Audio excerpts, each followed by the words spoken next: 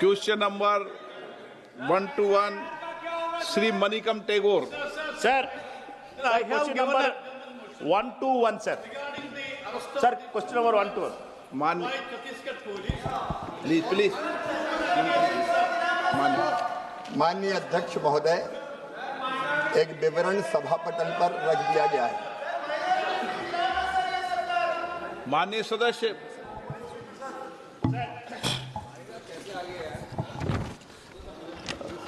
Honorable Prime Minister publicly promised to double farmers' income in 2022. It is now 2025.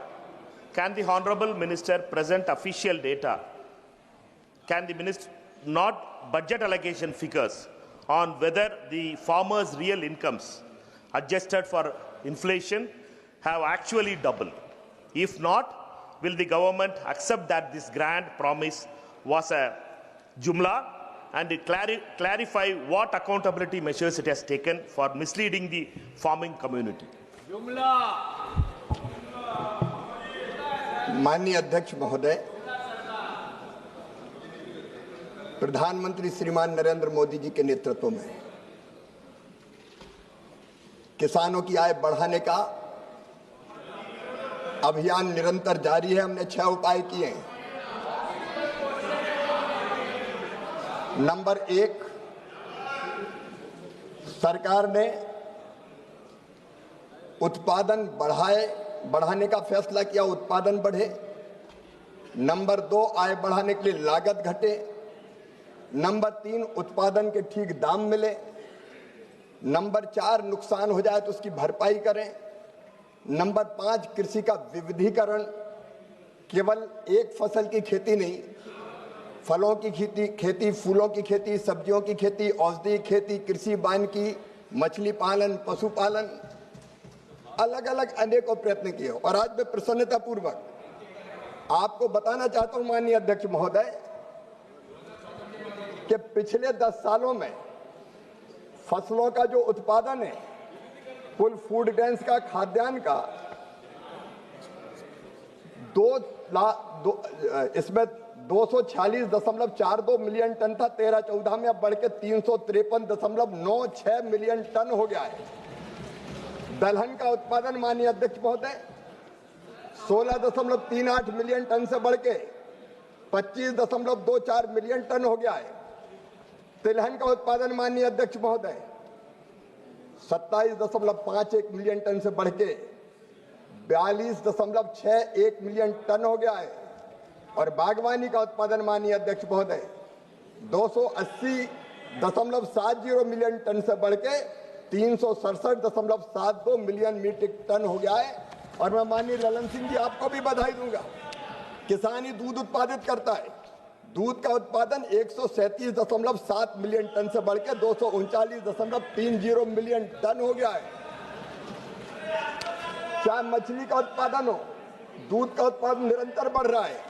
और किसानों की आय का जहां तक सवाल है माननीय अध्यक्ष महोदय, मैं दावे के साथ कहता हूं कई किसानों की आय दुगनी से भी ज्यादा बढ़ी है। और हम जो उपाय कर रहे हैं माननीय अध्यक्ष महोदय, आपने बजट की बात कही माननीय सदस्य ने। अरे आपके समय में जब आप उस सरकार का हिस्सा थे यूपीए की, तब केवल 27,000 करोड़ बजट था। बजट है 1,27,000 करोड़ रुपया। माननीय अध्यक्ष महोदय, ये एनडीए की सरकार में निवेदन करना चाहता हूं, किसान सम्मान निधि पहले तो कभी नहीं थी। माननीय अध्यक्ष महोदय 10 करोड़ किसानों को किसान सम्मान निधि से लाभान्वित किया जा रहा है। और मुझे गर्व है, मोदी है तो मुमकिन है, लगभग 2 लाख करोड़ रुपया उर्वरकों पर सब्सिडी देने का काम कर रही है। तो मोदी सरकार कर रही है। जब यूपीए की सरकार थी माननीय अध्यक्ष महोदय, तब केसीसी पर जो केसीसी और बाकी संस्थागत लोन मिलता था, वो लोन मिलता था केवल 7 लाख करोड़। आज वो लोन मिल रहा है 25 लाख करोड़ रुपया माननीय अध्यक्ष महोदय। फसल बीमा योजना के अंतर्गत मुझे कहते हुए गर्व है कि ये एनडीए की सरकार है जिसने 35,000 करोड़ रुपए के प्रीमियम के मुकाबले 1,83,000 करोड़ रुपए का क्लेम किसानों के खाते में डालने का काम किया है।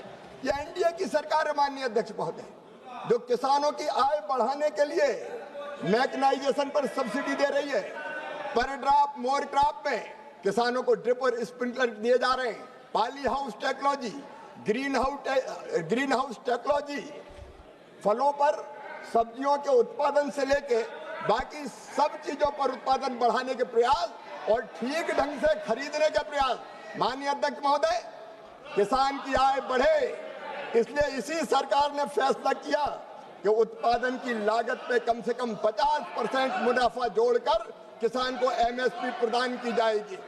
जब इनकी सरकार थी तो 50% उत्पादन की लागत पर जोड़ने से कैबिनेट की बैठक में इन्हें इनकार कर दिया था कि ये बाजार को विकृत कर देगा, ये संभव नहीं है, ये इनका कहना था। और इसलिए मैं कह रहा हूं माननीय अध्यक्ष महोदय, एमएसपी पर रिकॉर्ड खरीदी हो रही है, नुकसान पर भरपाई की जा रही है और यूरिया हो, डीएपी हो, बाकी उर्वरक हो, सब्सिडी पर उपलब्ध कराए जा रहे हैं। इससे किसानों की आय निरंतर बढ़ रही है। माननीय अध्यक्ष महोदय, सर, थैंक यू सर। मैं डबलिंग का बात किया था, बट इनकम डबलिंग का बारे में सीनियर मंत्री है और उनने दूसरा बात किया, कोई बात नहीं। सेकंड क्वेश्चन है सर मेरा। द रिप्लाई सेलिब्रेट्स पीएम किसान and other schemes, but the harsh truth is tenant farmers, sharecroppers and landless laborers, for whom leader of opposition Rahul Gandhi ji has been raising for many years, who form more than half the rural agricultural force and still excluded from the benefits. What is stopping the government from enacting a law or a scheme that recognizes cultivators without land titles, or is that the government only for land owning farmers? Very good. माननीय अध्यक्ष महोदय, कई योजनाएं उन किसानों के लिए चलाई जाती है जिनके पास लैंड होल्डिंग होती है। अलग अलग राज्य सरकारें, चूंकि कृषि राज्य का विषय है, माननीय विद्वान सदस्य ने पूछा है, जो टेनेंट फार्मर्स है उनके लिए अलग अलग योजनाएं चलाती हैं।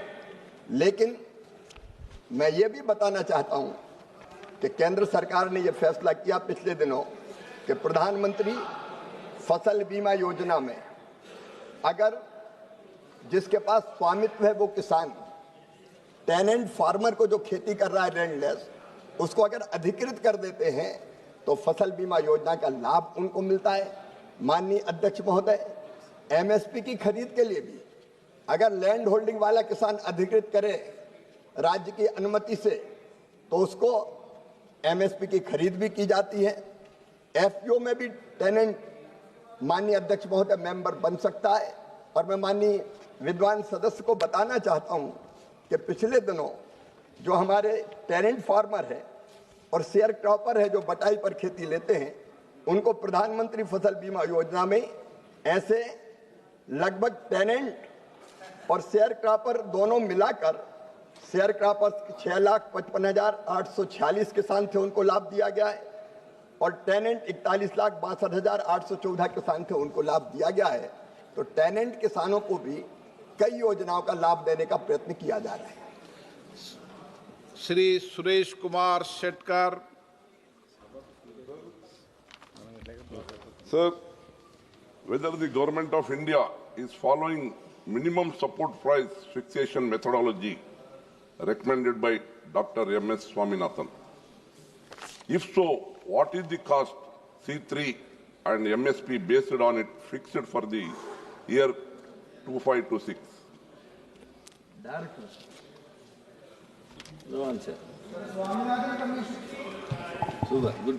माननीय अध्यक्ष महोदय, मुझे बताते हुए प्रसन्नता है कि प्रधानमंत्री श्रीमान नरेंद्र मोदी जी के नेतृत्व वाली एनडीए की सरकार, जिसने सीधे फैसला किया कि उत्पादन की लागत पर 50% मुनाफा जोड़कर एमएसपी तय की जाएगी, और आज मुझे कहते हुए गर्व है कि 50% जोड़कर ही उत्पादन की लागत पर एमएसपी तय की जाती है और व्यापक पैमाने पर एमएसपी पर फसलों की खरीद हो रही है। माननीय अध्यक्ष महोदय, मैं निवेदन करना चाहता हूं कि इससे पहले की जो सरकार थी जब उसके पास मंत्रिमंडल की बैठक में कैबिनेट में ये मामला गया था कि एमएसपी उत्पादन की लागत पर 50% बढ़ाकर तय की जाए, तो उधर की सरकार ने इनकार कर दिया था कि ये बाजार को विकृत कर देगा। ये संभव नहीं है, लेकिन मोदी जी की सरकार में हम एमएसपी पर 50 लागत पर 50% मुनाफा जोड़कर ही एमएसपी तय कर रहे हैं और खरीदने का काम भी कर रहे हैं। एक बात बताओ माननीय सदस्य, प्लीज प्लीज प्लीज, एक माननीय सदस्य, एक मिनट। मैंने मणिकम टेगोर जी को 2 प्रश्न पूछने का मौका दिया, फिर भी बैठे बैठे टिप्पणी करते हैं। जयप्रकाश जी की तो आदत ही बैठे बैठे टिप्पणी करने की है। आप सीनियर मेंबर ऑफ पार्लियामेंट हो, प्रश्नकाल में शोभा नहीं देता आपका। श्रीमती महिमा कुमारी,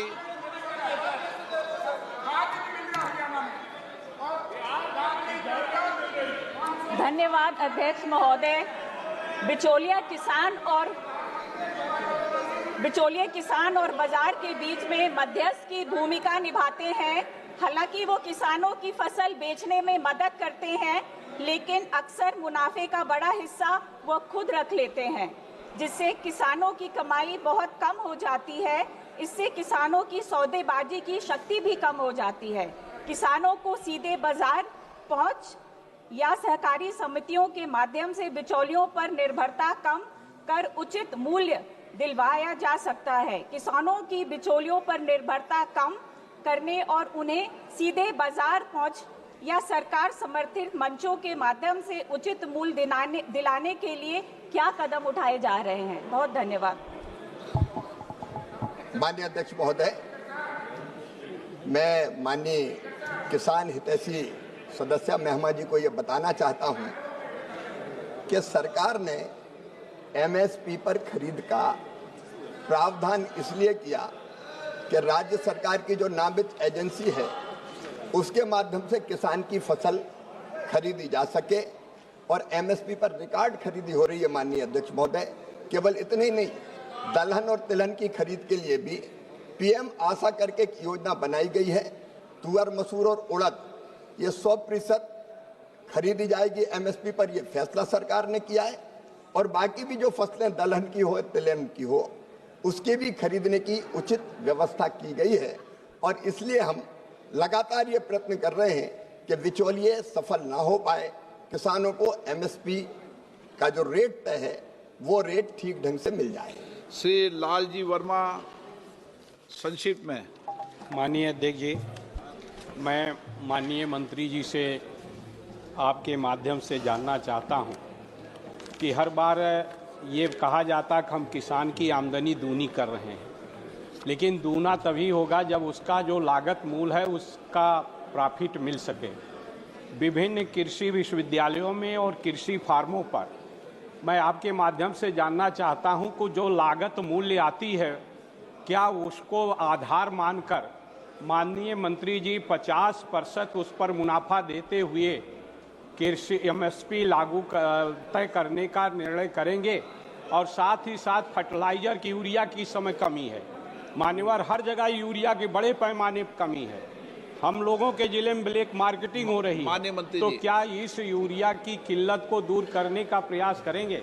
फर्टिलाइजर मिनिस्टर जवाब देंगे।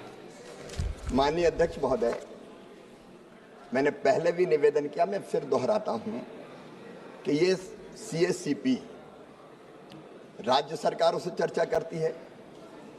उत्पादन की जो विभिन्न लागतें होती है, चाहे वो लगने वाला मजदूरी हो, जो इनपुट डालते हैं कृषि में उन इनपुट की कीमत हो, मशीन की कीमत हो, बाकी खर्चे हो, सबको जोड़ के जो लागत निकालती है वो सीएससीपी के माध्यम से उस पर 50% मुनाफा देकर एमएसपी तय की जाती है। माननीय अध्यक्ष महोदय, अगर आप देखें से धान की एमएसपी 2013-14 में 1310 थी, अब बढ़ के 2369 हो गई। बाजरा 1250 से 2775 एमएसपी हो गई। रागी की 1500 रुपये से बढ़ा के 4886 रुपया एमएसपी कर दी गई। मक्के की 1310 से बढ़ा के 2400 रुपया एमएसपी कर दी गई। तुअर की 4300 से बढ़ा के 8000 रुपया MSP कर दी गई। मूंग की 4500 से बढ़ा के 8768 रुपया MSP कर दी गई।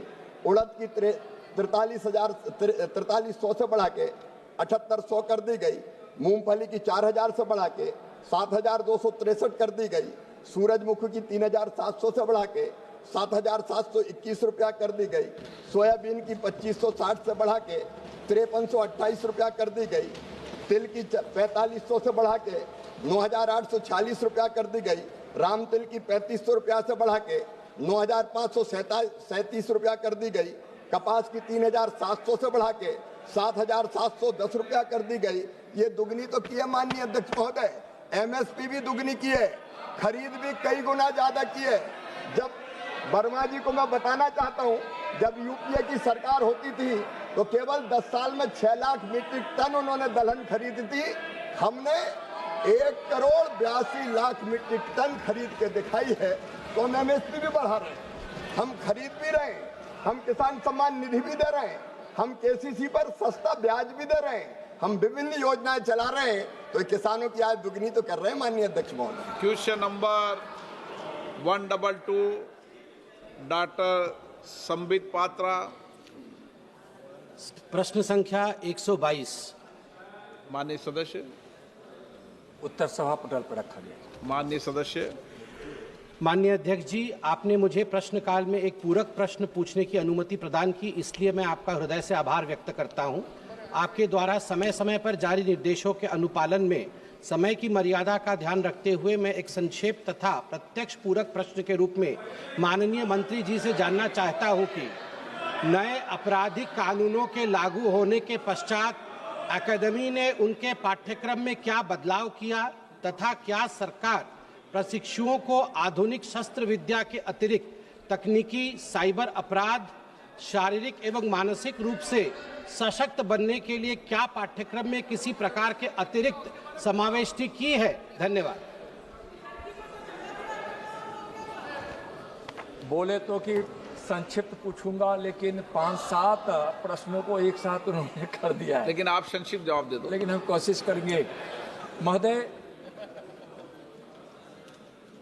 अकादमी के प्रशिक्षण पाठ्यक्रमों में 3 नए कानून अर्थात भारतीय न्याय संहिता, भारतीय नागरिक सुरक्षा संहिता और भारतीय साक्ष्य अधिनियम के विभिन्न प्रावधानों को उपयुक्त ढंग से शामिल किया गया।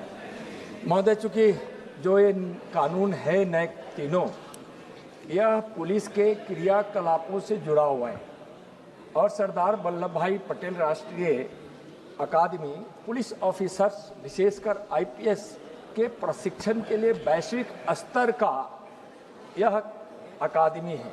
इसलिए जो तीनों कानून पर प्रशिक्षण दिया जा रहा है और जो पाठ्यक्रम में विषयों को शामिल किया गया है, उसका उचित समावेश उसमें किया गया है।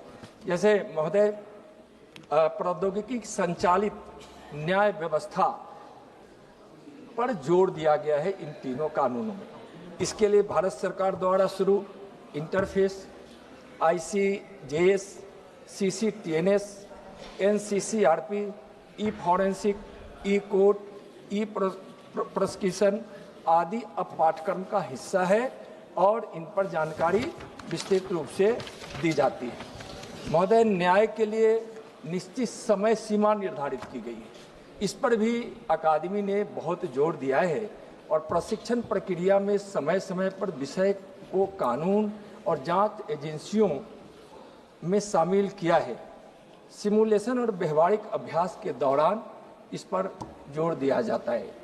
प्रीत केंद्रित दृष्टिकोण है इस कानून का, तो इस विषय को कानून और जांच विषयों को एकीकृत किया गया है पाठ्यक्रम में और सिमुलेशन और व्यवहारिक अभ्यासों से इसको सुदृढ़ किया जा रहा है। नए अपराध और परिभाषाएं को भी पाठ्यक्रम में शामिल किया गया है महोदय, इसलिए कि जो नए कानून में जो नए शब्दों का उपयोग है और भावनाओं का, तो उसको परिभाषित करने के पश्चात ही प्रशिक्षण देना अकादमी ने उचित समझा है। फॉरेंसिक और डिजिटल सुधार की कार्य क्षमताओं से परीक्षार्थियों को परिचित कराया जाता है और प्रक्रियात्मक नवाचार से भी परिचित कराया जाता है। महोदय, चूंकि यह तीनों कानून दंड नहीं न्याय की भावनाओं से प्रेरित है, अतः अकादमी ने पाठ्यक्रम और प्रशिक्षण में इसको संपूर्ण रूप से समाहित किया है। महोदय, कुछ उन्होंने कई प्रश्न किया है, उसमें उन्होंने कहा कि नए हथियारों का आप जानते हैं कि माननीय मोदी जी की सरकार सेना को भी सशक्त तो की ही है, साथ साथ राज्यों के पुलिस और पैरामिलिट्री फोर्स को भी सशक्त करने के लिए नए नए हथियारों का यहाँ निर्माण भी किया है और जरूरत पड़ने पर हम उसको उपलब्ध भी कराते हैं। मनोवैज्ञानिक स्तर से हमारे पुलिस बल शारीरिक रूप से भी स्वस्थ रहें, इसके लिए आप जानते हैं कि योग का प्रचलन चला है और हम उसको अपने क्रियाकलापों के साथ साथ व्यवहारिक आदतों में भी हम कुछ ऐसे चीजों का समावेश कराते हैं जिसके तहत हम उसके मानसिक और शारीरिक स्वास्थ्य पर पूरा ख्याल रखकर उसको हम समन्वय करते हैं और इसका बहुत लाभ मिला। संबित पात्रा जी। महोदय, मैं अपने दूसरे पूरक प्रश्न के रूप में आपके माध्यम से माननीय मंत्री जी से जानना चाहता हूं कि अपराध के बदलते परिदृश्य और दृष्टिगत रखते हुए तथा नई चुनौतियों के आलोक में अकादमी किसी प्रकार से प्रौद्योगिकी, इलेक्ट्रॉनिक साक्ष्य और फॉरेंसिक साइंस का उपयोग कर रही है क्या? धन्यवाद। महोदय, निश्चित रूप से अपराध के स्वभाव में परिवर्तन आया है। नई चुनौतियां भी अपराधियों द्वारा खड़ी की जाती है, लेकिन मैं विश्वास दिलाना चाहता हूं सदन को कि चुनौतियां चाहे जो भी रूप लेकर आए, मोदी सरकार उस समस्याओं के समाधान के लिए कारगर कदम उठाती है। महोदय, जहां प्रौद्योगिकी का सवाल है, ड्रोन, कृत्रिम जांच, डार्क वेब निगरानी, नवीनतम फॉरेंसिक उपकरण और तकनीकी का इस्तेमाल हो रहा है। प्रशिक्षण प्रदान करने हेतु इसके लिए डिजिटल कक्षाएं, KMS, ई-लाइब्रेरी, LMS, शिक्षार्थी प्रबंधन प्रणाली, इंटरैक्टिव टूल जैसे डिजिटल वीडियो लाइब्रेरी, प्रशिक्षण सामग्री तैयार करने के लिए AI टूल, फिटनेस सुधार की निगरानी के लिए आउटडोर डैशबोर्ड और स्मार्ट वॉच ई सामग्री का उपयोग हो रहा है। महोदय, इलेक्ट्रॉनिक साक्ष्य के संबंध में जो उन्होंने बताया है कि क्या उसका हम उपयोग करते हैं, तो कानून को न्याय संगत बनाने के लिए साक्ष्य सबसे बड़ा आधारित होता है और जो न्याय का आधार बनता है वह इसमें बहुत ही उपयोगी होता है। ब्लॉकचेन और क्रिप्टो जांच, डिजिटल फॉरेंसिक, NIC द्वारा विकसित ई साक्ष्य मॉड्यूल का उपयोग हो रहा है। भारत सरकार द्वारा विकसित एप्स, ई कोर्ट, ई फॉरेंसिक, ई कारावास का भी उपयोग हो रहा है। डिजिटल भुगतान धोखाधड़ी की जांच, सोशल मीडिया फर्जी पहचान, deep fake, Honey trapping, digital गिरफ्तारी जांच और साक्ष्य संग्रह के लिए उपकरण और उसके तरीकों को भी पाठ्यक्रम में शामिल कर उसको उस रूप में प्रशिक्षित दिया जा रहा है। जांच में CCTV फुटेज का उपयोग, सोशल मीडिया का भी महोदय इसमें जांच हो रहा है। फॉरेंसिक के विषय में उन्होंने जो प्रश्न पूछा है, तो आज फॉरेंसिक का बहुत बड़ा महत्व हो गया है। अपराध स्थल उपकरण, एकीकृत मॉड्यूल, अपराध स्थल उपकरण जैसे SAE, CK और लेजर मापन इकाइयों, किटों, 360 डिग्री लेजर स्कैनिंग कैमरे, ड्रोन स्केचिंग सॉफ्टवेयर इत्यादि का उपयोग किया जा रहा है। इसलिए अकादमी ने इस पर भी प्रशिक्षण देने का पुरजोर रूप से काम कर रहा है और इसको भी पाठ्यक्रम में शामिल किया है। एकीकृत मॉड्यूल का भी इसका काफी लाभ मिल रहा है महोदय। बायोमेट्रिक प्रशिक्षण जैसे AFIS CC फुटेज के माध्यम से चेहरे की पहचान, रेटिना स्कैन, चाल विश्लेषण, यह भी फॉरेंसिक का एक बड़ा पार्ट है। इसको भी पाठ्यक्रम में शामिल अकादमी ने किया है। विशिष्ट फॉरेंसिक मॉड्यूल, उन्नत साक्ष्य प्रबंधन और इंटरैक्टिव प्रणाली में व्यवहारिक अभ्यास अपराध स्थल पहुंच, घायल या मृत पीड़ितों को उचित देखभाल, प्रतिक्रिया, व्यवस्थित खोज, भौतिक साक्ष्यों को संभालना और फॉरेंसिक फोटोग्राफी के माध्यम से घटना स्थल का दस्तावेजीकरण पर व्यवहारिक प्रशिक्षण अकादमी ने प्रारंभ किया है। जी, Thank you, Speaker, sir. See, because of the increasing unemployment and the highest prices of gold and property, and also the advancement of science and technology, the crime rate is higher day by day. In order to combat these crimes, we also have to update ourselves second by second. I went through the answers, and the relevant topics are covered as drones, challenges in border management, terrorism, cyber security, cyber crime, and all those things. Is the government keen in expanding the curriculum in human trafficking, especially used for flesh trade, domestic slavery, and also organ theft? Moreover, narcotics also is an important subject. Is the government keen in expanding the curriculum in these subjects? Thank you very much, sir.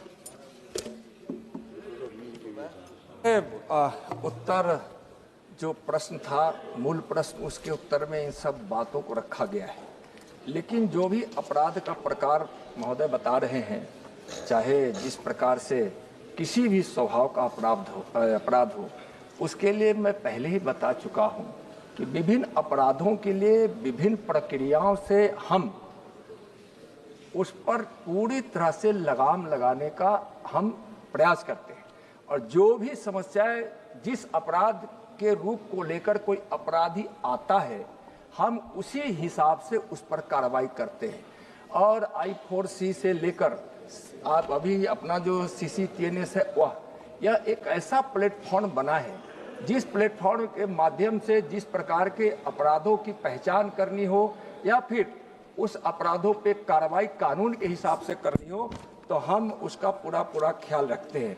Human trafficking का एक module है, NGO के साथ इसको हम समन्वय करके इसको हम करते हैं। और ह्यूमन ट्रैफिकिंग पर आज यह निश्चित रूप से कहा जा सकता है कि जिस प्रकार से हम सीमाओं को चौकस किए हैं, कानून का जितना उपयोग कर हम पुलिस को ह्यूमन ट्रैफिकिंग के लिए या भारत सरकार की सभी एजेंसियों को जरूरत पड़ने पर उस पर हम लगाते हैं, तो आज ह्यूमन ट्रैफिकिंग में काफी कमी आई है। आज हम यह दावे के साथ कह सकते हैं। क्वेश्चन नंबर 1, 2, 3 माननीय श्री ईश्वर स्वामी के।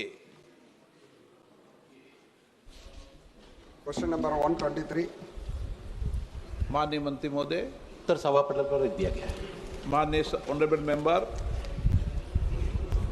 நன்றி பேரவைத் தலைவர் அவர்களே, 2022ஆம் ஆண்டு ராஜ்யசபாவில் அளிக்கப்பட்ட பதிலில் 2019-21 ஆண்டுகளுக்கு இடையில் அபாயகரமான தொழிலில் ஈடுபட்டுள்ள பெற்றோர் அல்லது பாதுகாவலர்களின் குழந்தைகளுக்கான மெட்ரிக் முன்னுதவித்தொகை திட்டத்திற்கு தமிழ்நாடு எந்த நிதியும் பெறவில்லை என்று அமைச்சகம் கூறியது. இந்த திட்டம் SC மாணவர்களுக்கான மெட்ரிக் முன்னுதவித்தொகை திட்டத்துடன் இணைக்கப்பட்டு SC மற்றும் பிறருக்கான மெட்ரிக் முன்னுதவித்தொகை திட்டமாக மாறியது. 2024ஆம் ஆண்டு மக்களவையில் ஒரு கேள்விக்கு அளித்த பதிலில் புதிய இணைக்கப்பட்ட திட்டத்திற்கான நிதி மற்றும் பயனாளிகளின் எண்ணிக்கையின் புள்ளி விவரங்கள் மாறிவிட்டன. அதன் அடிப்படையில் இந்த இரண்டு திட்டங்களும் இணைக்கப்பட்டதற்கான காரணங்கள் என்ன மற்றும் இந்த புதிய திட்டம் அபாயகரமான அல்லது தூய்மையற்ற தொழில்களில் ஈடுபட்டுள்ள பெற்றோர் மற்றும் பாதுகாவலர்களின் குழந்தைகளுக்கு பொருந்துமா மற்றும் அதன் விவரங்கள் என்ன? மேலும் அபாயகரமான தொழில்களில் ஈடுபட்டுள்ள பெற்றோர் அல்லது பாதுகாவலரின் குழந்தைகளுக்கு மெட்ரிக் முன்னுதவித்தொகை திட்டத்தை அறிமுகப்படுத்த ஏதேனும் திட்டமிடப்பட்டுள்ளதா? அப்படியானால் அதன் விவரங்கள் மற்றும் இல்லை என்றால் அதற்கான காரணங்கள் என்ன என்பதை அறிய விரும்புகிறேன்.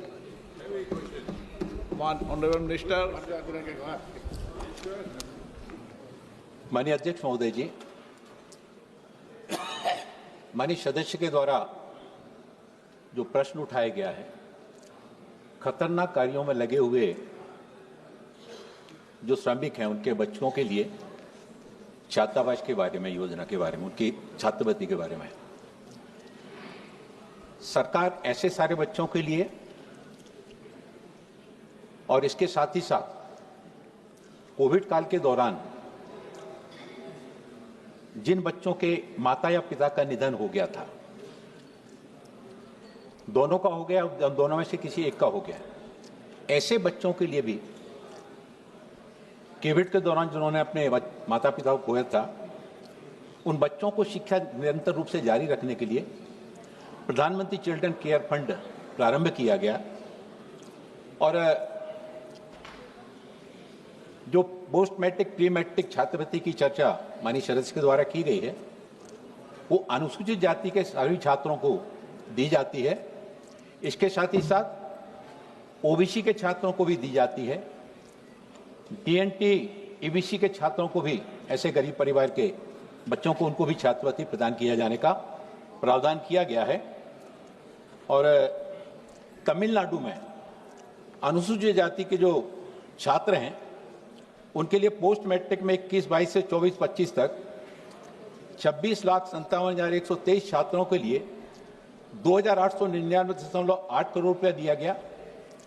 प्री मैट्रिक छात्रवृत्ति में 2022-23 से 24-25 तक 10,40,619 छात्रों के लिए 219.42 करोड़ रुपया दिया गया।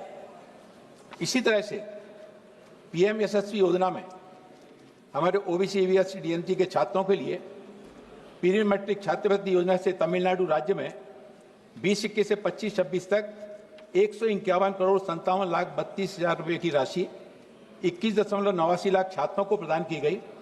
और पोस्ट मैट्रिक योजना में 1920-21 से 1925-26 तक 637.30 करोड़ रुपए की राशि 20.62 लाख छात्रों को प्रदान की गई। Honorable member, supplementary. மாண்புமிகு பேரவைத் தலைவர் அவர்களே, தகவல் அறிவு உரிமை சட்டத்தின் கீழ் தாக்கல் செய்யப்பட்ட விண்ணப்பத்திற்கு அமைச்சகம் அளித்த பதிலின்படி பிரதான் மந்திரி ஆதர்ஷ் கிராம் யோஜனா திட்டத்தின் கீழ் தமிழகத்திற்கு இன்னும் ரூபாய் 184.23 கோடி நிதி கிடைக்கவில்லை. கூடுதலாக 2020-21 ஆண்டில் இந்த திட்டத்தின் கீழ் மாநிலத்திற்கு எந்த நிதியும் கிடைக்கவில்லை. இதன் அடிப்படையில் தமிழ்நாட்டுக்கு தனக்கு ஒதுக்கப்பட்ட முழு தொகையும் பெறவில்லை என்பது ஒன்றிய அரசுக்கு தெரியுமா? அப்படியானால் இதற்கான காரணங்கள் மற்றும் இதை நிவர்த்தி செய்ய எடுக்கப்பட்ட நடவடிக்கைகள் பற்றிய விவரங்களை அறிய விரும்புகிறேன். மேலும் ஒன்றிய அரசு 25-26 ஆண்டில் 4 புதிய என்ஜிஓக்களுக்கு முதியோர் இல்லம் அமைக்கவும் அதை முறைப்படி பராமரிக்கவும் அனுமதி அளித்துள்ளது. இந்த ஆண்டு இதற்காக எவ்வளவு தொகை ஒன்றிய அரசு அளித்துள்ளது? அந்த 4 என்ஜிஓக்களின் பெயர் என்ன? அது எங்கு அமைய இருக்கின்றது என்பதை அறிய விரும்புகிறேன். நன்றி.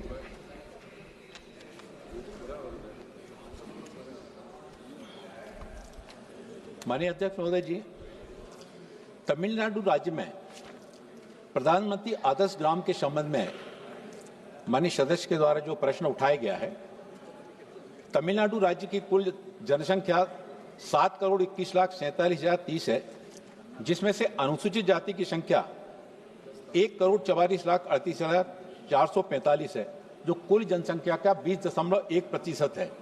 और तमिलनाडु देश के उन 5 टॉप राज्यों में से है जहां पर प्रधानमंत्री आदर्श ग्राम योजना के अंतर्गत पूर्णतः राशि उठाई गई है। मैं माननीय सदस्य को अवगत कराना चाहता हूं कि प्रधानमंत्री आदर्श ग्राम योजना में तमिलनाडु में 2021-22 से अब तक आदर्श ग्राम घटक के अंतर्गत 555.70 करोड़ रुपए की राशि जारी की गई। और तमिलनाडु में 2918 गांव में से 2915 गांव आदर्श ग्राम घोषित किए गए। वहां पर 6,821 कार्य किए गए और 32.81 लाख की आबादी लाभान्वित हुई है। उन्होंने जो 4 एनजीओ के संबंध में प्रश्न उठाया है, वो 4 एनजीओ की सूची और स्थानों के बारे में उनको अवगत करा दिया जाएगा। प्रधानमंत्री आदर्श ग्राम योजना में अनुदान सहायता के अंतर्गत 2021 से 2022 तक कृषि मृदा संरक्षण, खाद्य संस्करण, पशुपालन आदि योजनाओं के लिए तमिलनाडु सरकार को 358.44 करोड़ रुपए की राशि जारी की गई और इससे 22,700 लाभार्थी लाभान्वित हुए हैं। छात्रावास घटक में इसी में आदर्श ग्राम योजना में 2021-22 से अब तक तमिलनाडु में 4.88 करोड़ रुपए जारी किए गए, 4 छात्रावास स्वीकृत हुए और 300 छात्रों को आवासीय सुविधा प्राप्त हो रही है। श्री आलोक कुमार सुमन,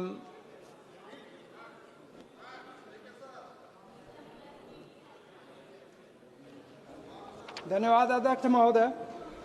तमिलनाडु राज्य में अनुसूचित जाति एवं पिछड़े वर्ग के व्यक्तियों को अधिकरण के क्षेत्र में सशक्त बनाने के लिए वेंचर कैपिटल फंड से किस तरह की मदद दी जा रही है? तमिलनाडु का पूछ रहे हो, बिहार का पूछ रहे हो आप? सर, अनुसूचित जाति एवं पिछड़े वर्गों से संबंधित है, जो पूरे देश की बात है। अच्छा, मैंने कहा। माननीय अध्यक्ष महोदय, प्रश्न मूलतः तमिलनाडु का है और वेंचर कैपिटल फंड योजना से तमिलनाडु में अनुसूचित जाति वर्ग के हमारे बंधुओं को आर्थिक रूप से सशक्त करने के लिए औद्योगिकरण के क्षेत्र में आगे बढ़ाने के लिए 2020-21 से 2025-26 तक कुल 7 लाभार्थी कंपनियों को 29.86 करोड़ रुपए की राशि स्वीकृत की गई, जिसमें से 17.4 करोड़ रुपए की राशि वितरित भी की जा चुकी है। और असीम के अंतर्गत तमिलनाडु राज्य में 2020-21 से 2025-26 तक 6 लाभार्थी कंपनियों को 1.8 करोड़ रुपए की राशि स्वीकृत की गई, जिसमें से 0.36 करोड़ की राशि वितरित भी की गई है। और वेंचर कैपिटल फंड बीसी के अंतर्गत वेंचर कैपिटल फंड ओबीसी के लिए तमिलनाडु राज्य में 2020-21 से 2025-26 तक 1 लाभार्थी कंपनी को 6.89 करोड़ रुपए की राशि स्वीकृत की गई, जिसमें से 5.13 करोड़ रुपए की राशि वितरित भी की जा चुकी है। श्री चंद्रशेखर जी। धन्यवाद अध्यक्ष जी, आपने मुझे इस महत्वपूर्ण प्रश्न पर अनुपूरक प्रश्न पूछने का अवसर दिया। अध्यक्ष जी, मेरा सवाल माननीय मंत्री से तमिलनाडु से जुड़ा हुआ है। सर, तमिलनाडु राज्य में दिव्यांगजनों के लिए सहायक यंत्रों को प्रदान करने के लिए चलाई जा रही एडीपी योजना के अंतर्गत तमिलनाडु राज्य में पिछले 5 वर्षों में कितने लाभार्थियों को सहायक यंत्र एवं उपकरण प्रदान किए गए तथा कितनी राशि उपयोग की गई, ये माननीय मंत्री जी इसको बताने की कृपा करें। धन्यवाद अध्यक्ष जी। क्या तमिलनाडु तक विस्तार कर रहे हो क्या? सर, पूरे देश में करेंगे। धन्यवाद। धन्यवाद अध्यक्ष महोदय जी। आज सदन के अंदर एक भारत श्रेष्ठ भारत का दृश्य यहाँ पर दिखाई दे रहा है। प्रश्न तमिलनाडु का है, लेकिन उसके संबंध में सप्लीमेंट्री माने बिहार के सदस्य के द्वारा, उत्तर प्रदेश के माने चंद्रशेखर जी के द्वारा, ये देश के प्रधानमंत्री आदरणीय नरेंद्र मोदी जी की उस परिकल्पना को साकार होता हुआ मैं यहाँ देख रहा हूँ कि जिस भावना को लेकर माननीय सदस्य ने तमिलनाडु में सामाजिक कल्याण के संबंध में प्रश्न उठाया, माननीय प्रधानमंत्री जी के नेतृत्व में काशी तमिल संगमम की जो शुरुआत की गई थी, ये तमिल की संस्कृति को काशी की संस्कृति से जोड़ने की जो ऐतिहासिक पहल हुई थी, ये सामाजिक समरसता का, सर्वव्यापी, सर्वस्पर्शी और सार्वभौमिकता का ये सबसे बड़ा प्रत्यक्ष उदाहरण है कि आज हमारे तमिलनाडु के प्रश्न पर हमारे बाकी राज्यों के भी माननीय सदस्यों के द्वारा उसमें सहभागिता जोड़ी जा रही है। और माननीय अध्यक्ष महोदय जी, जिस सदन के अंदर हम और आप बैठे हुए हैं, इस सदन का जब भूमि पूजन का कार्यक्रम हुआ, इस सदन के जब लोकार्पण का कार्यक्रम किया गया, उस कार्यक्रम में भी तमिलनाडु से संत यहाँ पर आए थे और उन संतों की गरिमा में उपस्थिति में इस भवन का भूमि पूजन भी हुआ था और लोकार्पण का कार्यक्रम भी हुआ था। माननीय अध्यक्ष महोदय जी, मैं तो माननीय सदस्य को धन्यवाद करना चाहता हूं। हम तो सामाजिक समरसता के उस भाव को लेकर चल रहे हैं जो तिरुवल्लुवर संत जी को उतने ही सम्मान के साथ में केवल तमिलनाडु में नहीं, पूरे देश में उनके द्वारा रचित पुस्तकों के बारे में अध्ययन पूरे देश की जनता करती है। ये एक भारत श्रेष्ठ भारत की उस परिकल्पना को साकार करने का सबसे बड़ा प्रत्यक्ष उदाहरण है। माननीय चंद्रशेखर जी ने जो प्रश्न किया, तमिलनाडु राज्य में पिछले 5 वर्षों में एडीपी योजना से कितने दिव्यांगजनों के लिए सहायक उपकरणों का वितरण हुआ, उससे कितने लाभार्थी लाभान्वित हुए, कितनी राशि दी गई। दिव्यांगजन सशक्तिकरण विभाग के द्वारा दिव्यांगजनों को सशक्त करने के लिए एडीपी योजना के अंतर्गत जो सहायक उपकरण उपलब्ध कराए जाते हैं, उनको टिकाऊ, परिष्कृत और वैज्ञानिक तरीके से यंत्र उनको उपलब्ध कराए जाते हैं, जिससे वो अपनी दैनंदिन गतिविधियां ठीक ढंग से कर सकें। उनके दिव्यांगताओं के प्रभाव को कम करके, उनकी क्षमता को बढ़ा करके, उनके अंदर स्वाभिमान का भाव जागृत करने के लिए यह योजना प्रारंभ की गई। और तमिलनाडु राज्य में 2020-21 से 2025-26 तक दौरान 376 शिविरों का आयोजन किया गया और इन शिविरों के माध्यम से 45.68 करोड़ रुपए की लागत से 57,773 लाभार्थियों को सहायक उपकरण प्रदान किए गए। ये 2021 में 50 शिविर आयोजित किए गए, जिसमें 8,407 लाभार्थी इसमें लाभान्वित हुए। हनुमान जी, आप जवाब दीजिए। 2021-22 में 50 शिविर आयोजित किए गए, 22-23 में 71, 23-24 में 86, 24-25 में 54 और 2025-26 तक अब तक 21 शिविर आयोजित किए जा चुके हैं। इन शिविरों के माध्यम से 376 शिविरों के माध्यम से 57,773 लाभार्थी लाभान्वित हुए और 45,68 लाख की राशि से इन सबको लाभ प्रदान किया गया। इसके साथ ही साथ राष्ट्रीय वयोश्री योजना के माध्यम से भी हमारे ऐसे सीनियर वरिष्ठ नागरिक जो 60 वर्ष की आयु पूरे कर चुके हैं और गरीबी रेखा की सूची के नीचे रहते हैं, इनके लिए भी उनकी शारीरिक दुर्बलताओं को दूर करने के लिए सहायक उपकरण निःशुल्क प्रदान किए जाते हैं। इस योजना के अंतर्गत पिछले 5 सालों में 1.14 करोड़ रुपए की लागत से 1559 वरिष्ठ नागरिकों को 4,753 सहायक उपकरण प्रदान किए गए, जिनमें कैंप और वॉक-इन सेंटर से भी वितरण हुआ है। Question number 124 124 Shrimati Kanimozhi Karunanidhi. Thank you, sir. So, question number 124. उत्तर सभा पटल पर। So, I'd like to know, in the reply the minister has given us, the funds for Tamil Nadu has been decreasing. In 17-18, it was around 731 crores. The next year, it was around 800 crores. But this year, it is only around 400 crores. I'd like to know why, what are the reasons the funds have been reduced, and whether the government is aware that states are not being fully given their allocated funds. In many states, the funds have been reduced, it's just not Tamil Nadu. And what are the monitoring mechanisms in place to ensure that the states receive the full funds? Thank you.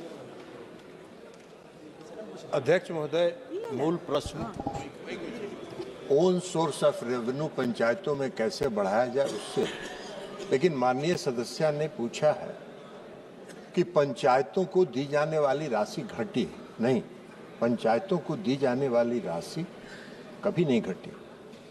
प्रधानमंत्री नरेंद्र मोदी जी के 11 साल के शासनकाल में जो finance commission, जो वित्त आयोग जितनी राशि देता है उसको हम 2 भाग में बांटते हैं।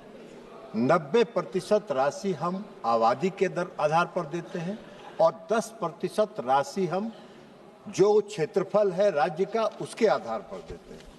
अध्यक्ष महोदय, माननीय सदस्य ने कहा, हम आपको ये बताना चाहते हैं कि जो 13वें वित्त आयोग के अनुशंसा पर जो 13वें वित्त आयोग का साइकिल था 2010 से 2015, उसमें 176 रुपया प्रति व्यक्ति प्रति वर्ष के दर से दिया जाता था और 11 साल के शासनकाल में, 10 साल के शासनकाल में, 15वें वित्त आयोग में मोदी जी के शासनकाल में 674 रुपया प्रति व्यक्ति प्रति वर्ष दिया गया। ये 4 गुना की बढ़ोतरी है।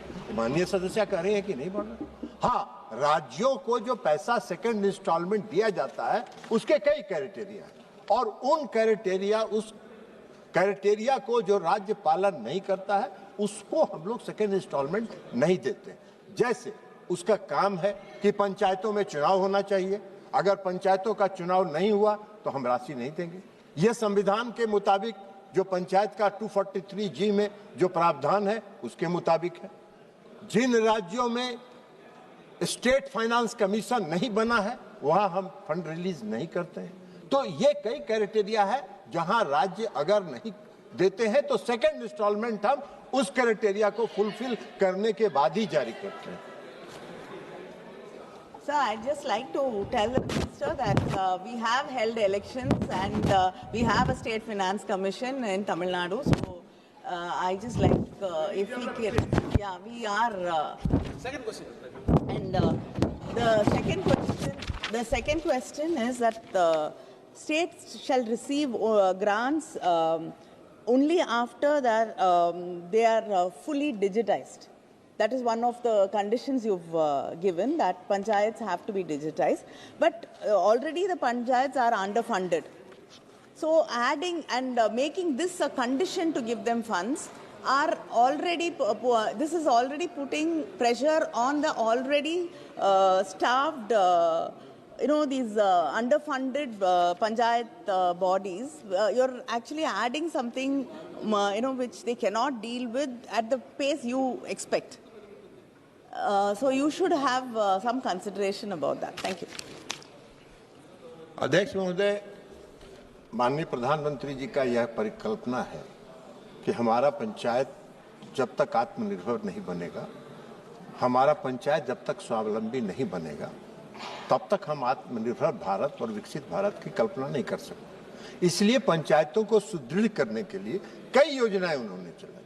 उसमें एक योजना पारदर्शिता भी। पारदर्शिता पंचायतों को बरतनी होगी। जो भारत सरकार पैसा देती है उसका जो एक्सपेंडिचर है, उसका यूटिलाइजेशन सर्टिफिकेट है, उसमें जो ट्रेनिंग के लिए हम पैसा देते हैं, ये सारे चीज पर अगर आप पारदर्शिता नहीं बरतेंगे, यूटिलाइजेशन सर्टिफिकेट केंद्र सरकार को नहीं प्राप्त होगा, तो हम राशि कैसे रिलीज कर सकते हैं। उसको भी केंद्र की सरकार को भी कई वित्तीय बंधनों के साथ जुड़ा है। अब अभी फाइनेंस मिनिस्ट्री ने एक स्पर्श मॉड्यूल बनाया। उस स्पर्श मॉड्यूल के माध्यम से आपको अपलोड करना है, उसका जो रिक्वायरमेंट्स है उस रिक्वायरमेंट्स को आपको उसमें अपलोड करना है, तभी निधि जारी होगी। हम उम्मीद करते हैं, जैसे माननीय सदस्य ने तमिलनाडु की बात की, हम इनको बताना चाहते हैं कि आपके राज्य से यूटिलाइजेशन सर्टिफिकेट इस जुलाई महीने में आया है। अब जुलाई महीने में आया है तो हम उसको एग्जामिन करेंगे। शशिद। Thank you very much, Mr. Chairman. I've read the Honourable Minister's reply, and he mentions the Samarth scheme, which is a Panchayat portal, a dedicated digital platform. The problem is, according to the information we've been able to collect, sir, a large number of states do not have an online system for updating and recording land ownership. So the first problem is, you expect them to benefit from a portal. There's not only Samarth, there's also the Swamitva, the survey of villages and mapping with improvised technology. The problem we have here is, sir, that has the ministry taken any steps to strengthen technology, to provide last mile connectivity to the Gram Panchayats, and to train the Panchayat officers on how to use this? Because in the absence of that, if you are counting on digitization to improve the own source revenue, and they don't have the capacity to actually use the digital stuff, how is it going to change? We have your own answer says per capita is only 59 rupees in the country. Per capita income generation in panchayats is 59 rupees. If you realize we have 2.25 lakh gram panchayats in the country, that's literally half a lakh a year coming to these panchayats. So make it easier for them by giving them systematic training from the central government. Not every state is equal. We're okay in Kerala, but in many other states there are problems, sir. Thank you, Mr. Speaker. अध्यक्ष महोदय, माननीय सदस्य ने कहा एक तो कि ये पूरा पंचायत का पूरा प्रबंधन जो है राज्य का विषय है और यह पूर्णतः राज्य के अधीन है। केंद्र सरकार वित्त आयोग की अनुशंसा पर राज्यों को राशि देती है, राज्य अपनी राशि अपने पंचायतों को देते हैं। पोर्टल की भी सुविधा है। क्षमता निर्माण के लिए प्रधानमंत्री जी के और राष्ट्रीय ग्राम स्वराज अभियान हम लोगों ने चलाया है।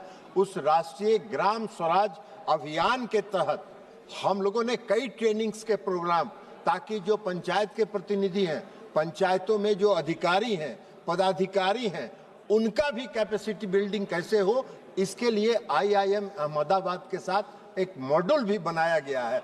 उस मॉड्यूल को हम लोग राज्यों को भेज रहे हैं। हम मास्टर ट्रेनर्स को ट्रेंड कर चुके हैं, राज्यों को भी ट्रेंड, लेकिन ये सारा काम तो करना है राज्यों को। कैपेसिटी बिल्डिंग के लिए, पंचायतों को प्रोत्साहित करने के लिए हम लोग राष्ट्रीय पुरस्कार की भी योजना चला रहे हैं। जो पंचायत अच्छा काम करता है, जो पंचायत बेहतर काम करता है, वहाँ के पंचायत प्रतिनिधियों को हम लोग राष्ट्रीय पुरस्कार से सम्मानित करते हैं। तो ये सारे कार्यक्रम हम लोग चला रहे हैं और पोर्टल के लिए भी आदरणीय प्रधानमंत्री जी ने सभी पंचायतों को ऑप्टिकल फाइबर के साथ जोड़ने का भी अभियान चलाया है। तो ऑप्टिकल फाइबर से जुड़ेगा तो स्वाभाविक तौर पर जो सूचना प्रणाली है वो मजबूत होगी। Doctor Kakoli Ghosh.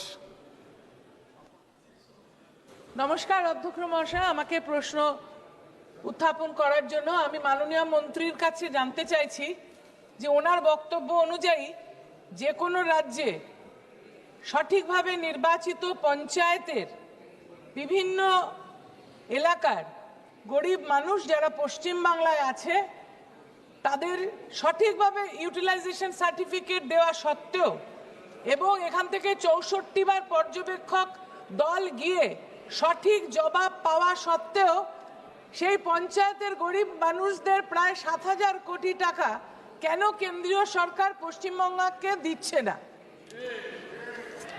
Thank you. अध्यक्ष महोदय, यह विषय हमारे पंचायत से संबंधित नहीं है। यह विषय माननीय शिवराज जी के मंत्रालय से संबंधित है। लेकिन बंगाल एक विशेष तौर का राज्य, जहां कोई कायदा कानून नहीं चलता है वहां सिर्फ बंगाल का कायदा कानून चलता है। आप जरा देश का कायदा कानून वहां चलाइए, बंगाल को भी लाभ मिलेगा। प्रधानमंत्री मोदी जी बंगाल को भी इस देश का अंग मान के चलते हैं।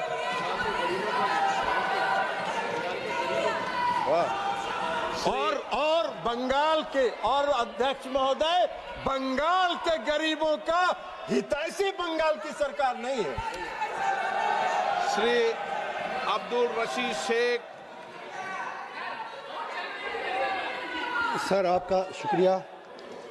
मैं एक सजेशन देना चाहता हूं अपने मिनिस्टर साहब को कि गाँव जो हैं, ख़ासतौर से जम्मू कश्मीर के बॉर्डर एरिया जो हैं, वहाँ पंचायतें ही सब कुछ देखती हैं।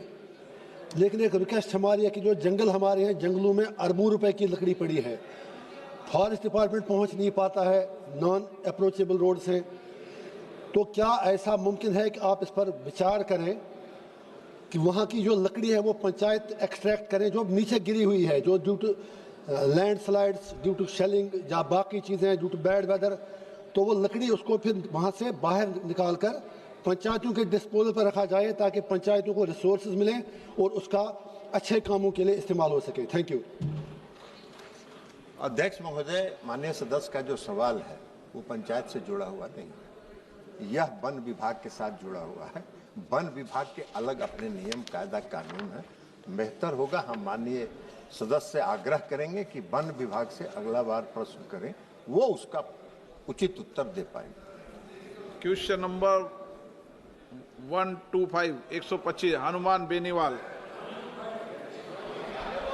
माननीय मंत्री जी। 125 क्वेश्चन नंबर 125। माननीय अध्यक्ष महोदय, एक विवरण सभा पटल पर रख दिया गया है। अध्यक्ष महोदय, प्रधानमंत्री फसल बीमा योजना जुड़ा मामला इसलिए नंबर आ गया। देखिए साहब, किसानों की दुआ मुझे लगेगी और मंत्री जी भी पहली बार जवाब दे रहे हैं। पहले फसल बीमा 5 तरह से होता था अध्यक्ष महोदय, 5 स्टेज का। मैं दोनों सवाल सप्लीमेंट्री एक एक करके पूछ लेता है। दोनों आप बताएं। समय कम है, दोनों एक साथ पूछ लूं, जवाब दे देंगे। एक निवेदन था सर मेरा, दिल्ली सरकार और स्टेट दोनों 50% जो बीमित होता है उनको आप फसल बीमा का क्लेम देते हैं। लेकिन दुर्भाग्य से ये एक निश्चित जो तिथि होती है, आप जब खरीफ की फसल हो या रबी, दोनों ही सीजन में किसानों को फसल बीमा करवाने की निश्चित तिथि जो आप देते हैं, उसमें प्रीमियम की राशि तो आप ले लेते हैं किसान से एक निश्चित तिथि के अंदर, लेकिन जब वापस देना पड़ता है तब आप कहते हैं कि राज्य सरकार एजेंसियां राज्य सरकार ही देगी।